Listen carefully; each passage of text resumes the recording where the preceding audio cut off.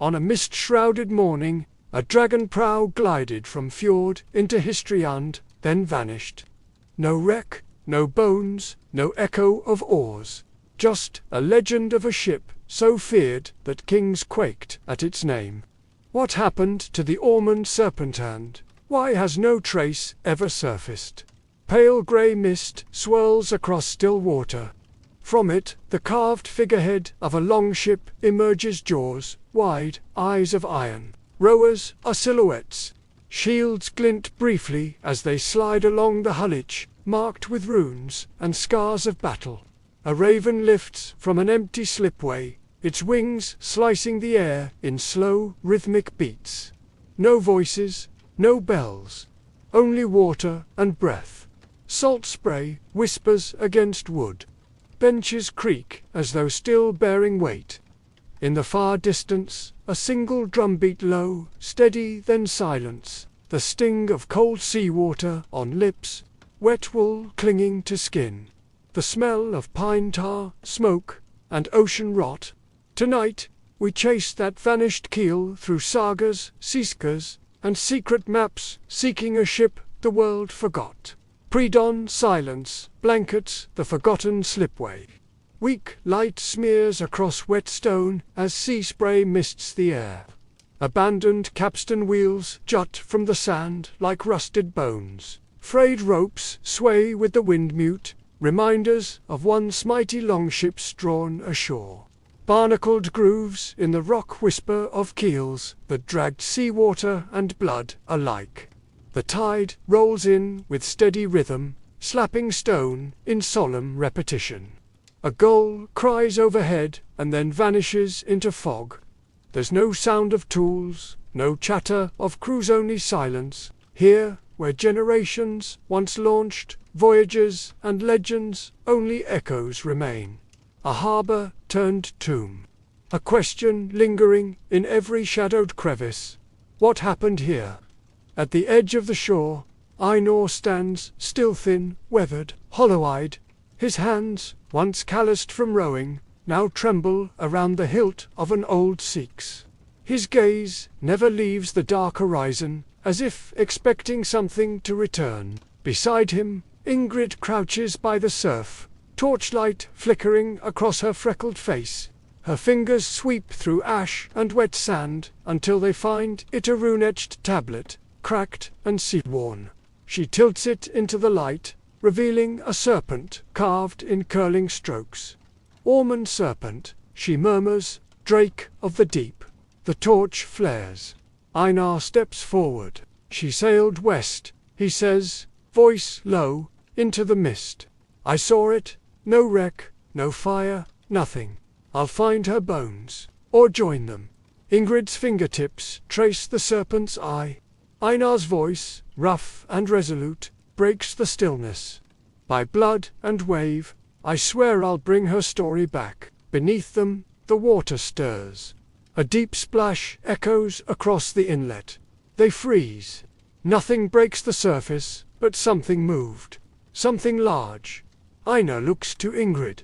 She nods, once, firmly. No fear, only resolve. The sea doesn't give up her dead easily, but they've chosen to follow. Whatever waits below, they will meet it, together. Torchlight reflects in the water, like a beckoning flame, and the Ormond's shadow looms once more. Only Einar's vow lingers, echoing like a curse across the tide. I'll find her bones, ... or die in the search. The waves crash louder, then silence. The hunt has begun. Today, we track sunken liners with sonar, dive with GPS-guided rofs, and map shipwrecks by satellite. Medieval Norsemen had only runes, or thongs, and uncanny sea-sensed. One warkill dodged every search for a millennium. Inside the humming core of a modern oceanographic lab, glowing sonar screens sweep the seabed in rhythmic pulses. Arcs of data bloom in blue and green, revealing ghostly outlines of wrecks long hidden. Robotic arms, guided from miles above, reach delicately into silted remains, lifting a rusted shield here, a splintered mast there. On another screen, a satellite feed refreshes, showing live bathymetric mapping of a fjord's twisting channels. These tools, from multi-beam sonar to high-definition ROVs, have turned vast, unknowable seas into searchable grids. Shipwrecks that once vanished into folklore are now catalogued, reconstructed, and archived. Steel, iron, and wood have digital afterlives. Yet, for all this precision, some mysteries remain elusive, some hulls never rise to the lens. The Ormond Serpent, despite satellites and scans, leaves no trace. In the age of data, one question lingers in blank sonar returns. How does a ship disappear forever? Now cut to Einar's Worlder, narrow skiff slipping between dark waves, the sea stretching endless in all directions. No compass, no plotter, just wind, wave, and rune. His oars dip in practiced rhythm, their splash echoing in the fog. A single cloth map, stitched with symbols and inked lines, flutters on the mast. It is less a map than a memory routes, passed down by chant and tale. Vikings read the sea not with numbers, but with instinct. They followed gulls inland, felt warmth in ocean currents, listened to the silence between gusts. The clouds spoke. The salt told stories. Their navigation wasn't calculated, was lived. They trusted the sea's voice more than any device. And when ships like the Ormond vanished, they didn't speak of currents or miscalculation. They spoke of curses, of gods displeased, of ships that chose to disappear. And sometimes they believed the sea kept them, body and soul. A northern shore darkens at dusk. Mist curls over jagged rocks. Somewhere in the distance, a raven's wings beat like a funeral drum. In the haze, for a moment, a shape, a longship, or just fog playing tricks. To modern minds, a missing vessel is a statistic, an entry in a database. But for the Norse, the sea was not just deep, it was alive. When a ship like the Ormond Serpent vanished, it didn't just sink. It was taken by something ancient. By the Draugr dead spirits, said to guard cursed treasures and doom the curious. Sailors sang warnings of her carved runes for protection, avoided the waters where she was last seen. The Ormond became more than shipwreck, it became myth. And like all myths, it resisted closure. Today's sonar grids may map every rock and reef, but not every fear, not every legend. Some losses remain unsolved, not for lack of tools, but because they were never meant to be found. The Norse didn't need proof to believe, and perhaps neither do we. The Ormond Serpent, named for the mythic sea Dracus, no ordinary warship, said to boast 72 oars and a dragon prow that gleamed like gold in moonlight. She ruled the fjords under King Olaf Tryggvason. Sagas like Heimskringla and Forfreyinga recount her last fateful voyage, veiled in fog, facing an enemy unseen, and never returning. Some claim she slipped into a cursed mist, her crew sworn to silence. Others say she lives still, a phantom keel beneath the waves. As torchlight flickers across parchment sagas, one thing becomes clear. The Ormond didn't just disappear, she transformed. From warship into whisper, from history into myth. Though her bones remain unfound, fragments of the Ormond's legacy surface along the Scandinavian coasts. Divers retrieve barnacle-choked timber, their grain warped but intact. On shorelines, runner stones, weathered by centuries, still bear the serpent's curve motif, unmistakably hers. In narrow fjords, scars in the stones suggest something immense once scraped the seabed. These clues, scattered and partial, feel like echoes, pieces of a shattered legend. Archaeologists analyze them with caution, hope, and wonder. Could these remnants belong to the serpent? Or is the sea teasing us with coincidence? With every new find, the question deepens not where she is, but why she hides. Fishermen speak of sails unfurling in the aurora, only to vanish as the lights fade.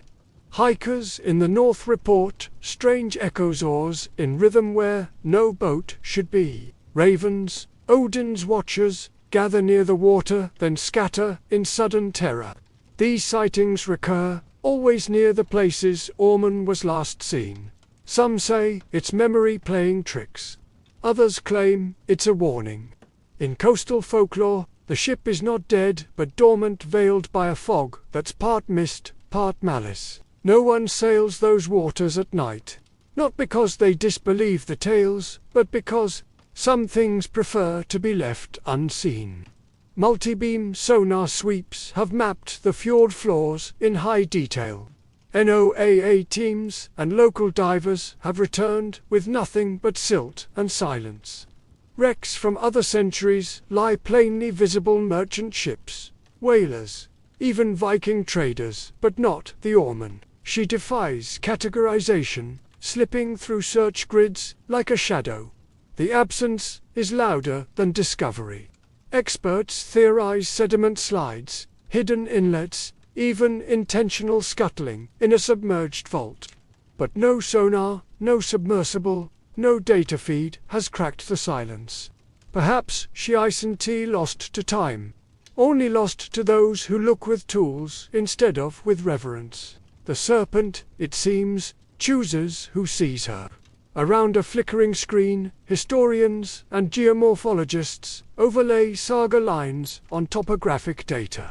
A marine archaeologist flips through field notes beside a rune expert, comparing glyphs. They propose theories that balance on the line between science and folklore. Maybe the serpent lies beneath a landslide. Maybe she was never wrecked. Maybe she was hidden deliberately and brilliantly. So we follow her wake through saga verse and sonar ping, through rune and sediment, into fog, myth, and the sea's deepest secrets. The Ormond waits, and her story is not yet over.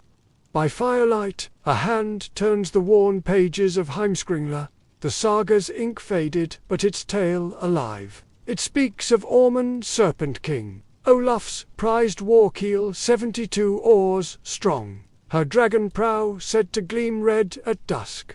In her final voyage, she fled the Danish fleet into a rising storm. Thunder cracked, fog thickened, waves roared, then silence. The saga ends with no wreck, only whispers. In Fafrienga saga, far off on the islands, villagers recount hearing a horn echoing across the waves in the night, deep, mournful, then gone. At dawn, the sea was calm, save for a dark sheen across the water oil, perhaps, or something stranger. These texts do not agree on facts, but they agree on awe. The Ormond did not simply sink, she disappeared, devoured by storm or legend. To the Norse, it wasn't just the loss of a ship. It was the vanishing of a symbol, love, power, fate, and mystery that time could not wash away. At the mouth of Hafnarfjord, archaeologists unearthed something strange: timbers bearing deep, deliberate slices. Not from axes or fire, but as if carved by something massive, scraping past. Nearby, buried in moss and coastal soil, they found a shattered runestone, its surface etched with a serpent body coiled beneath paddle marks, not claws. Beneath the serpent, a half-legible phrase, Dreki, Drake of the Deep. To scholars, it was a tantalizing hint. Could this site mark the serpent's final landfall, or a memorial to her fate? The evidence is circumstantial, yet stirring. Slicing marks without matching hull, a rune with no known reference. The fragments evoke not just a ship, but a moment of struggle, grounding, loss. And yet, no mast, no ribs, no keel. Just the scars and symbols left behind. These finds suggest presence and absence together, as though the Ormond landed here in fury, then was swallowed whole. What remains is only residue. a signature, not the hand that signed it. In brittle journals from the late 1800s, fishermen scrawled strange notations, shadows below their nets in the fjord's deepest reaches. Their crude sonar, primitive depth lines, marked something at 40 meters. It was dismissed rocks, they said. But recently, multi-beam sonar scans returned to those very depths. This time, anomalies lit up the screen. Unclassified debris fields, angles too sharp for nature, scattered beneath layers of silt. Divers were sent. They surfaced with anchors, rusted iron, fishing tackle, but no hull, no dragon head, no ship bones. The sea teases, the data beckons, and the oarman still does not appear. Metal detection yields fragments, but nothing decisive. The fields feel too clean, like something once lay there, and shifted. In these cold waters, time moves differently. Currents erase outlines. Sediment cloaks history. The sonar doesn't lie, but it doesn't reveal either. It whispers in half shapes. And always, just beneath detection, lies the suggestion of something vast and missing. Just where the old men pointed and the sagas warned. Maps shift like myths in this part of the world. Geomorphologists have reconstructed the floor of the fjord, as it was in Olaf S. Dathan, layered over centuries of change. The result is striking. Landslides, some massive, occurred post-medieval, pushing entire ridges of earth into the depths. One such event may have added 5 meters of silt across the southern trench, exactly where sonar pings fade.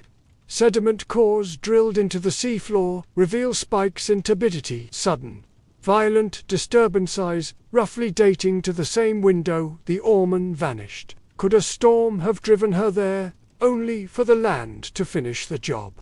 A ship could be perfectly preserved beneath that weight-sealed, in oxygen-starved silence. But how to find her, if she's not just sunk, but buried?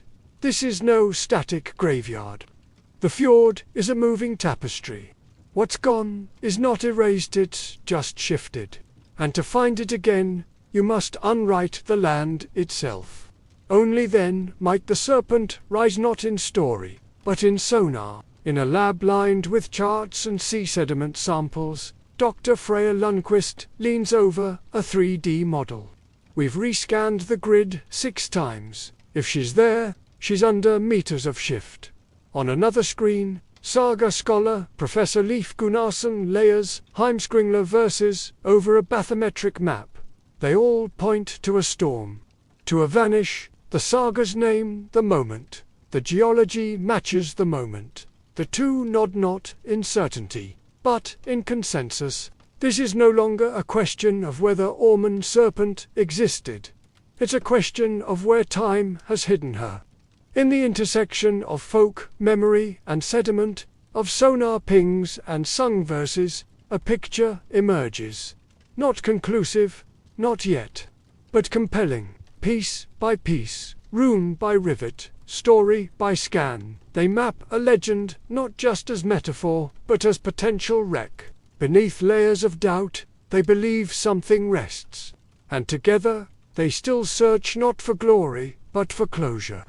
The camera dives beneath simulated waves, slicing through darkness to reveal a glowing 3D cross-section of the fjord. It layers like archaeology itself. The original seabed, smooth and shallow. A burst of sediment, jagged and displaced. Above that, silence, except for the glimmering dots of sonar anomalies. We pull back. The fjord is quiet again. But the image remains. Not proof, not certainty, but a shape, a suggestion, a presence beneath presence. The Ormond Serpent may sleep here, entombed in silt and saga alike. Not seen, but no longer invisible. And as the model fades, the search resumes.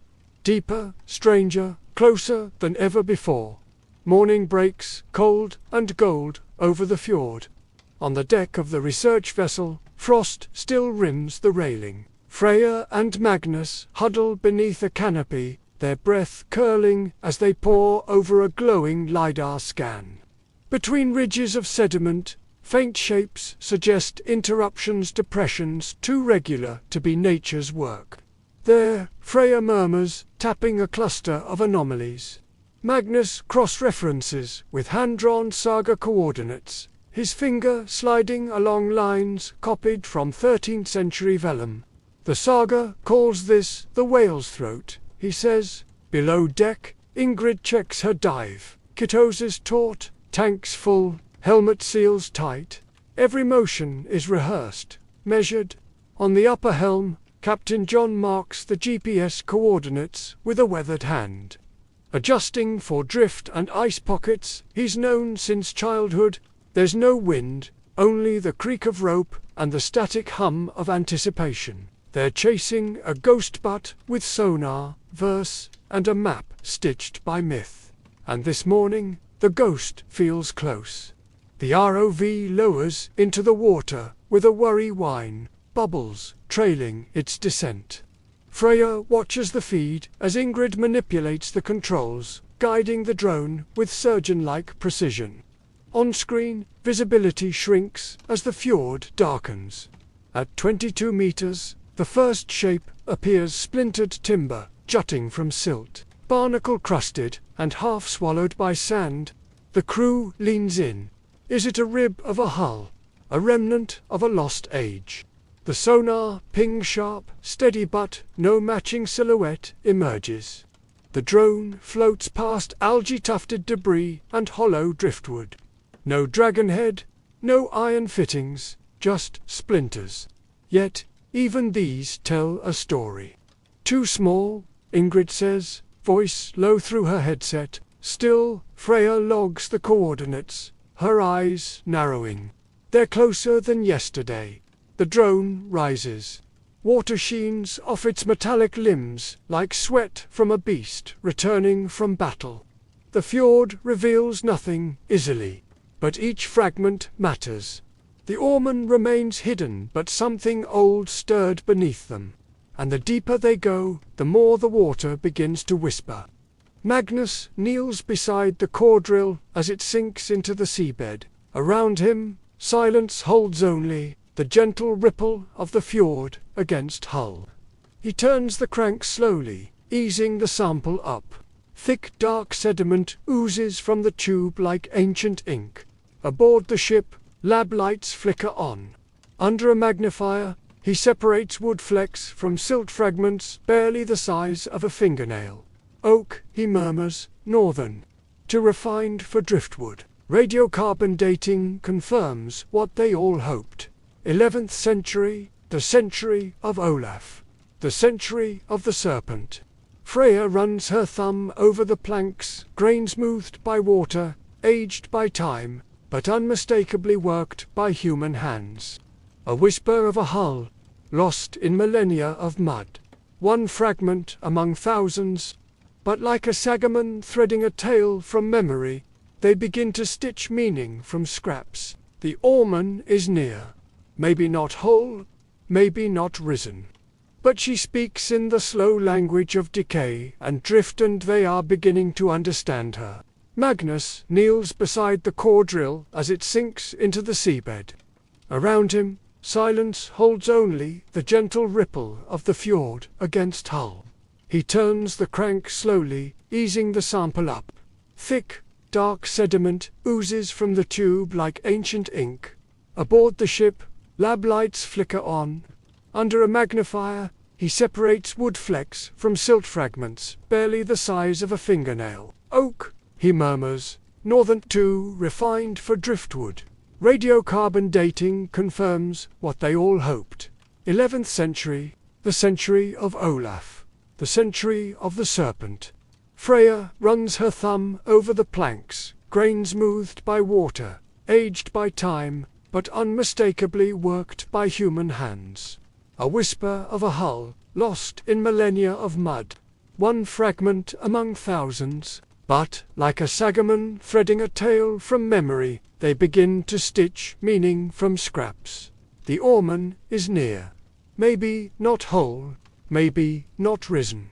But she speaks in the slow language of decay and drift, and they are beginning to understand her. The grid scan begins with hope and ends in silence.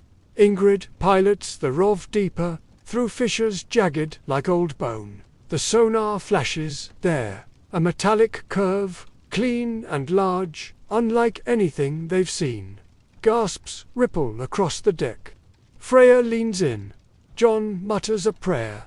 The drone creeps closer. Silt swirls.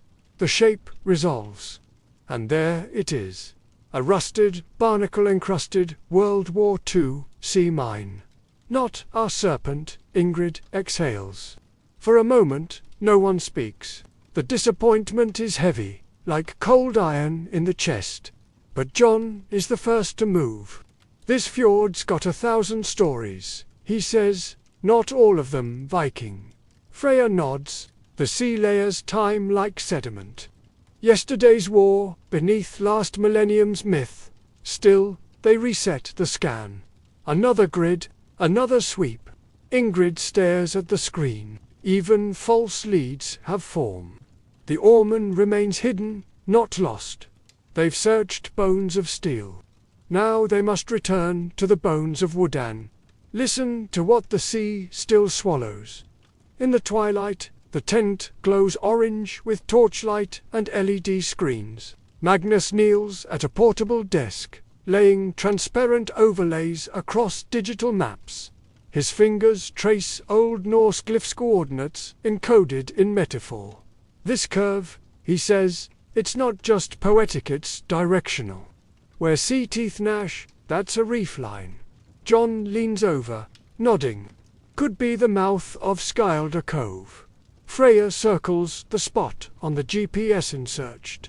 Remote, deep, shielded from prevailing winds.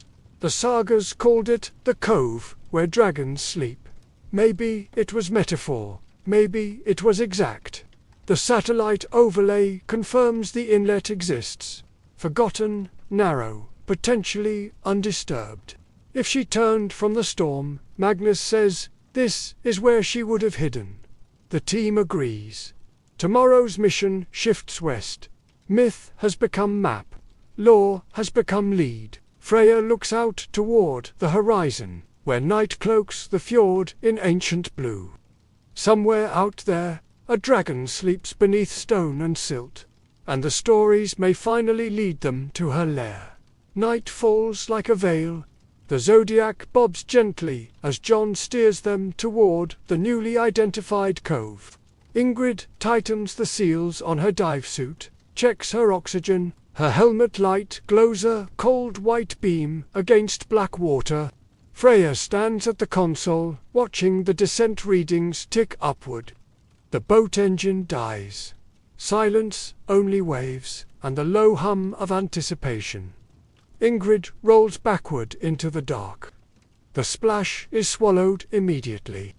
Below, her light cuts a tunnel through the gloom, stirring silt into a drifting cloud. Every meter deeper is a heartbeat louder. Freya calls out updates. Magnus clutches the saga map like a prayer. At 40 meters, Ingrid finds a ledge sharp, unnatural. She steadies her breath. She is in the oarman's shadow now, or perhaps within it. Time collapses. Myth and machine hold hands in the dark. And somewhere in the distance a glint. Metal, wood, memory. The dive is just beginning, but something is down here, waiting. The drone hums low, threading silence with sound. It echoes faintly beneath the hull, like a mechanical chant. Salt wind stings skin on the upper deck. Even layered in fleece and rubber, the cold gnaws. Below, ROV lights drift through liquid dark, like lanterns from an older age. Ghost fires dancing across time. A seabird cries distantly. Ropes creak. And still, the team watches, faces lit by screens and belief. Technology pulses forward. Myth tugs backward. The sea holds both. Every sensation is a fragment.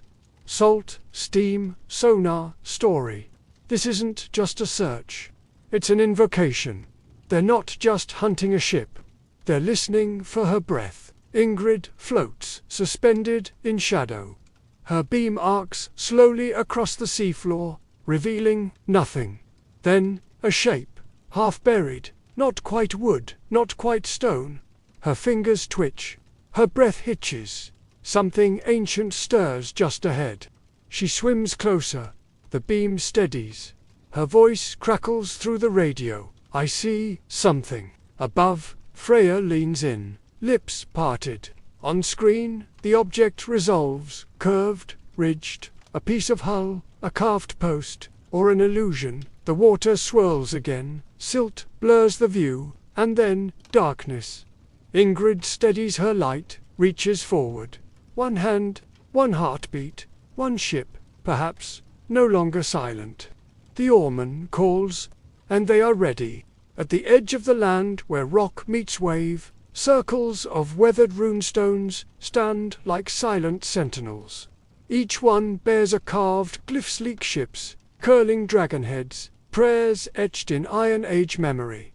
These were not mere monuments. They were guardians. Each stone was believed to house the spirit of a departed sailor, watching the fjord for kin who dared sail its uncertain path. The Ormond serpent's image appears often, her legend seared into granite, her dread turned to divine shield. Before departure, crews would gather to carve protective staves onto these stones and invoke the names of Thor and Njord, seeking favor from gods who stirred the tides. As fingers traced the grooves of runes, sailors weren't just inscribing spells, they were anchoring their faith to something ancient and solid. These circles of stone bridged the seen and the unseen, the living and the lost, ensuring that no voyage began without the watchful eye of memory. Beneath the hulls of longships, before the first oar dipped, came the chants. Low, rhythmic, breath-bound songs Geldris goad across the water. Their purpose was layered, part plea, part prayer, part psychological armor. The figureheads bore snarling drake faces, modeled after the Ormond serpent, crafted to frighten away spirits and enemies alike. Hands moved in synchrony, tracing protective runes along the keel for divine protection, for stability in chaos. Each symbol, each verse, created a cocoon of intent. These rites weren't superstition, they were strategy. Chants synced the breath of every oarsman, aligning hearts with horizon. Ritual made fear manageable. It transformed randomness into rhythm. The ocean was vast. Yes, but their chants carved a path through it. These rites turned ships into sanctuaries, and mariners into warriors, blessed by gods and ancestors alike. Even today, the echo of those voices lingers in the fjords like muscle memory carried on the wind. When fog rolled in from the sea, it brought more than obscurity. It brought silence, dread. The memory of Ormond serpent swallowed in such mist. In coastal villages, families lit candles and lanterns, lining the cliffs with flickers of hope. These were the Fogloom festivals. Firelight stitched the shoreline like a beacon to the lost. Children sang songs passed down for generations, their melodies meant to carry across the veil of grey. The rituals began as remembrance but became acts of resistance. Against forgetting, against despair. The Ormond was gone, but not erased. These festivals offered continuity, a living link between past and present. They reminded sailors that even in vanishing, one could leave light behind. Bonfires blazed on high bluffs, while sagas were recited, ensuring the tale endured longer than the mist. To watch the horizon was to look for ghosts, but also for return. Fog concealed, but these rituals revealed the soul of a people unwilling to let loss go quietly. Aboard the deck, as stars blinked awake overhead, the Skald stepped forward. He began not with direction but with a tale. Here, where the sea giant fought Thor, the current splits. The crew leaned in. His saga was more than entertainment. It was a map. Viking sailors had no compass, no sextant. Their charts lived in their minds and in their stories. Legends of the Orman Serpent weren't merely grand fables, they encoded landmarks, cautionary zones, and navigational cues. A whirlpool became a dragon's mouth, a hidden reef, the grave of a drowned hero. Story became orientation. Reciting a saga before sleep wasn't ritual, it was rehearsal. Each metaphor was tethered to real geography, each rhyme linked to survival. In this oral cartography, myth was memory, and memory was the only map they needed. Even now, researchers trace shipping routes, once thought fictional only, to find logic in legend. For these mariners, to know the story was to know the way home. In the heart of winter, villagers gathered around a crackling bonfire.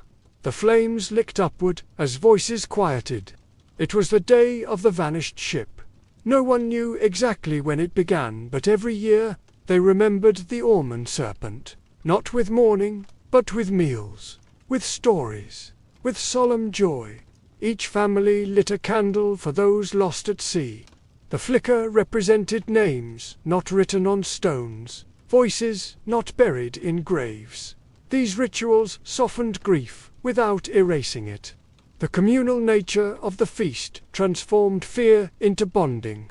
In honoring the vanished, they made the present more survivable. Psychologically, it offered release.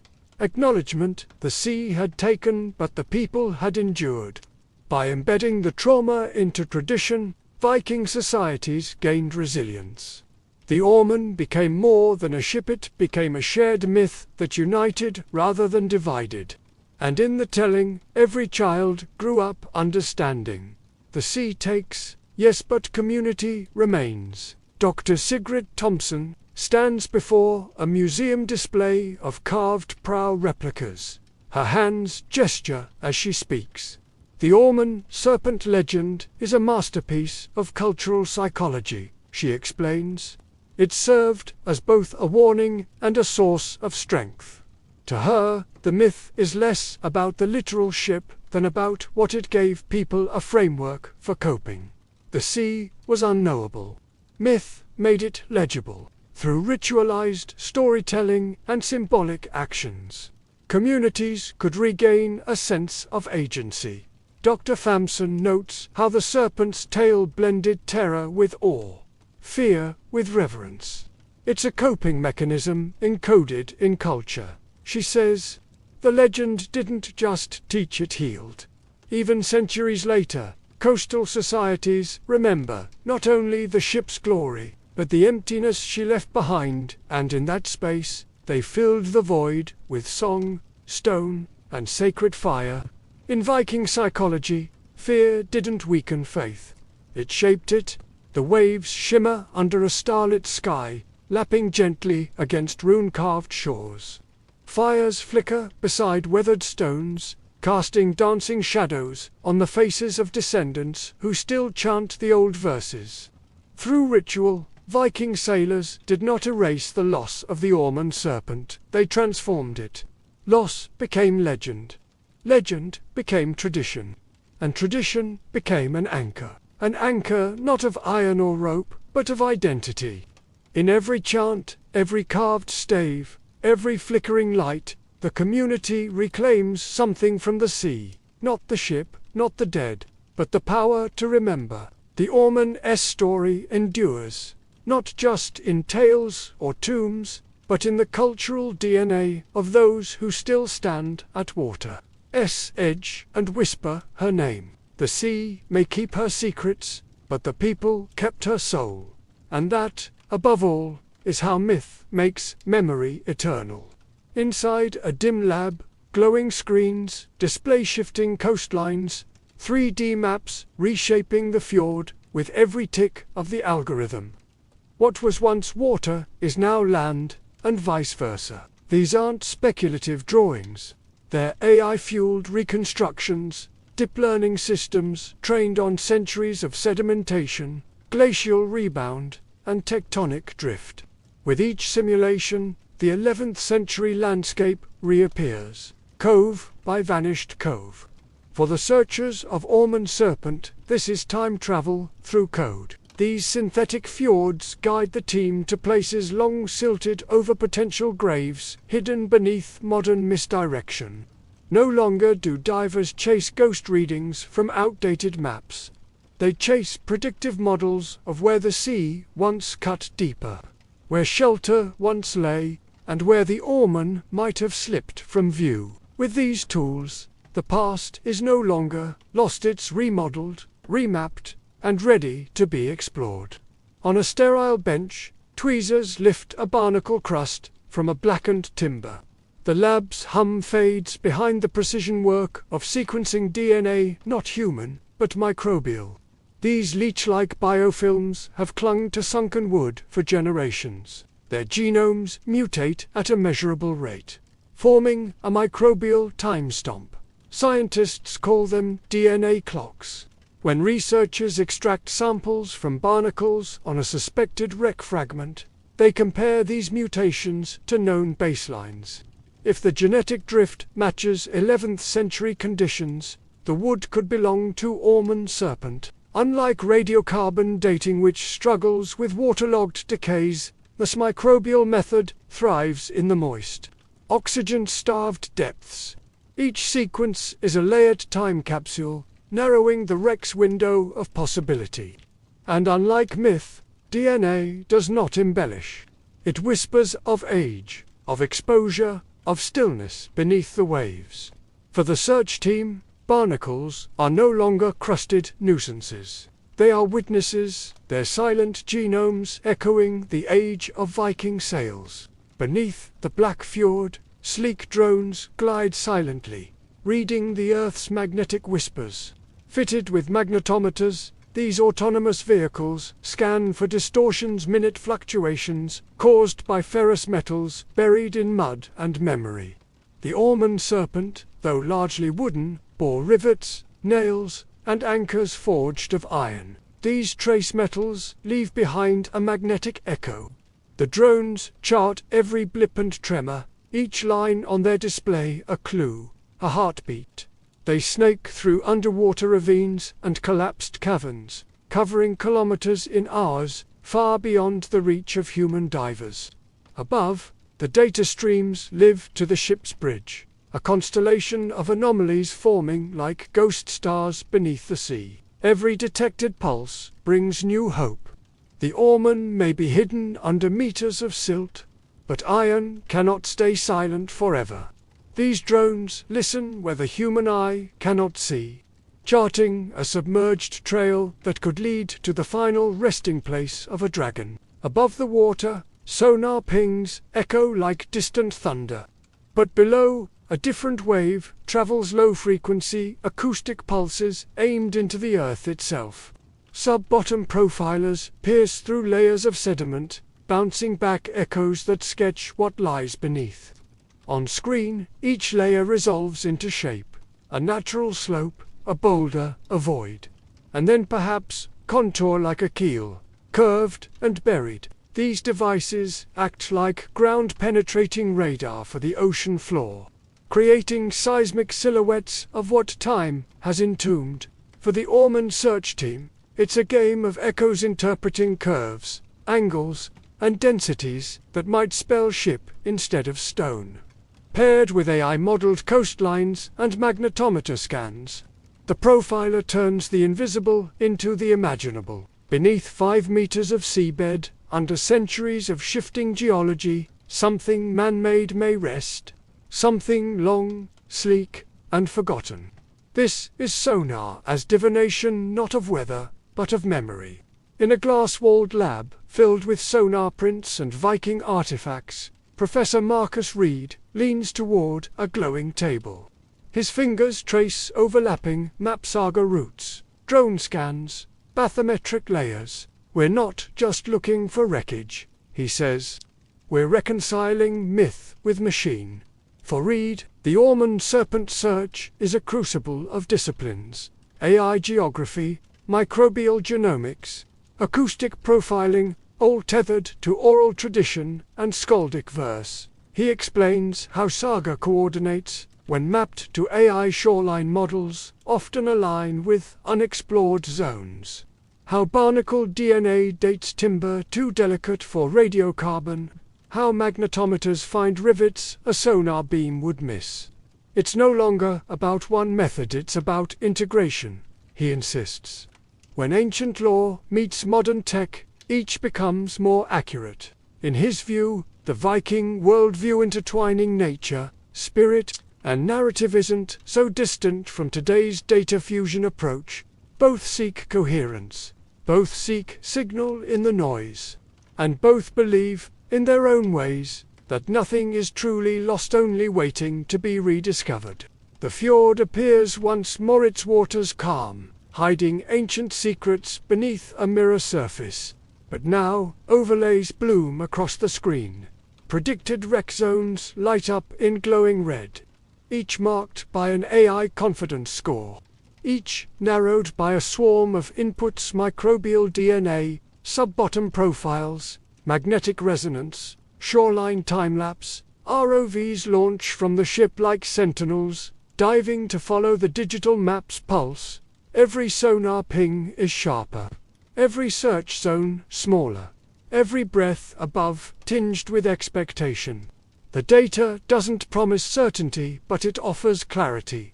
Where once only legends guided, now algorithms illuminate. If Ormond Serpent rests beneath this fjord, she is no longer lost, only nearly found. The ghost ship that slipped past saga and storm may soon surface in 3D scans and sequenced genes. 1,000 years of silence are breaking, not with a roar, but with the soft, deliberate rhythm of machines. The final hunt has begun, and this time they know exactly where to look. A grainy image of Titanic's broken hull dissolves into a run-carved longship sliding beneath painted waves. One wreck glows beneath floodlights, the other drifts in memory. Titanic was found, mapped, scanned, and filmed for millions. Ormond Serpent remains unclaimed, untouched by lens or light. Titanic's tale is wrapped in steel and survivors' testimony. Ormond's story survives only in sagas and storms. And yet both ships vanished, both became icons. But only one yielded its bones. The Serpent resists closure, and in that resistance becomes myth. Her absence is presence. Her untraceable keel stirs something deeper than discovery, a yearning not for wreckage, but for the sacred unknown. Where Titanic ends in certainty, Ormond Serpent begins in legend. And in this dichotomy lies a truth. Not every truth is found in metal and coordinates. Some truths drift with fog and verse. Sonar pulses sweep a fjord's floor. Cut to a saga verse, sung in skaldic cadence. This is the rhythm of the search, one moment grounded in pixelated seabeds, the next in runes whispered from ash. Every expedition begins with data, but ends with story. Sagas offer vague bearings, west of the cliff where fog never lifts, which archaeologists convert into GPS zones. And when those zones yield only silence, the silence returns to lore. She never wanted to be found. This cycle is not failure, it's fusion. Myth guides the machine. The machine informs the myth. With each sonar pass, the Serpent grows sharper in our collective psyche, if not on the seabed. And that fusion, that echo between tech and tale, drives the modern wreck hunter forward. Because perhaps the Serpent does not only rest in wood and rivet, but in the convergence point, where algorithm and saga overlap. Along the fjord, locals gather, not for treasure, but for tale. Children reenact the Ormond's last flight. Elders carve tiny dragons into driftwood. These aren't tourists, they're pilgrims. They come not to find the ship, but to remember why she matters. Museums display replica shields. Schools host saga nights. Every sonar blip is met with stories, not silence. The Orman serpent has become a symbol of resilience, of mystery, of ancestral pride. Her loss created a vacuum that filled with meaning. She became more than ship, she became anchor. For Norse descendants, her tale is a fire passed hand to hand.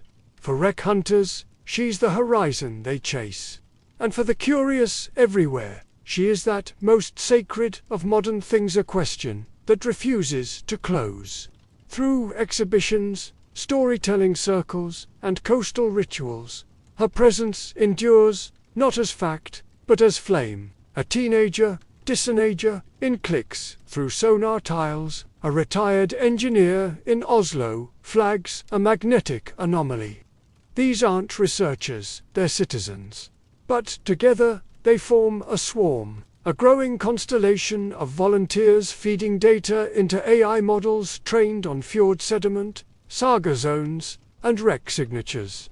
This is not exploration as spectacleites, exploration as collaboration. Each pinged signal joins thousands of others. Each anomaly sharpens the AI's guess. The Orman serpent's resting place may not yield to sonar alone, or sagas alone, but to all of us, in concert. Crowdsourcing transforms the myth into a mission. And, as public participation expands, so does the emotional investment. The world isn't just watching the search, it's steering it. With every scan, the serpent becomes less a relic of elite archaeology and more a shared dream, mapped by drones, yes, but also by hope. Dr. Emma Clark peers at the dark water. There are wrecks we find, she says, and there are wrecks that find us. For her, the serpent is the latter. Not a location, but a pursuit.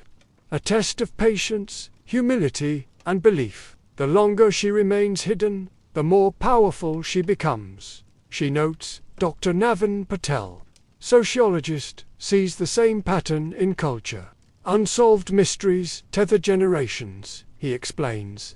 They bind us through shared wonder. For Norse communities, the serpent is not just a ship, but a mirror reflecting how stories endure when matter decays. We need things we don't know, Patel adds. Orman gives us space to imagine. And so, with each expedition, the serpent grows not smaller, but larger. Not less mysterious, but more mythic. The experts agree. Some discoveries come not through evidence, but through endurance. Through the act of returning to a question no storm has yet answered. Waves lap a rocky shore. The stars gleam like scattered runes. Somewhere beneath, perhaps, a keel sleeps. Or not, it doesn't matter. Because the Orman serpent is not lost, she's living. In every rakunter's first dive, in every saga retold beside winter fires, in every child who traces dragon scales into sand, she is the unsolved chord in our maritime symphony, the note that haunts and harmonizes. Her disappearance is not an end, but an invitation. To keep searching, to keep wondering, to keep crafting stories in the dark. The sea gives and withholds, and in that rhythm, Orman serpent remains. A ghost ship, yes, but also a guidepost, a flicker beneath sonar, a shadow across a tale, a reminder that human curiosity sails on, even when the ship does not. Morning mist drifts over the fjord like breath on glass. The ancient slipway lies still, damp with dew. A hush settles as light breaks across the water, soft and gold. In the quiet, the fjord seems to breathe. The Orman serpent slipped from history into legend. Timbers swallowed by silt, its prow carved into the memory of gods and giants. Yet the quest continues, not for wood or iron, but for meaning. For the windlust that once launched her still stirs the hearts of those who search. In chasing the serpent, we sail not just into the past, but deeper into ourselves.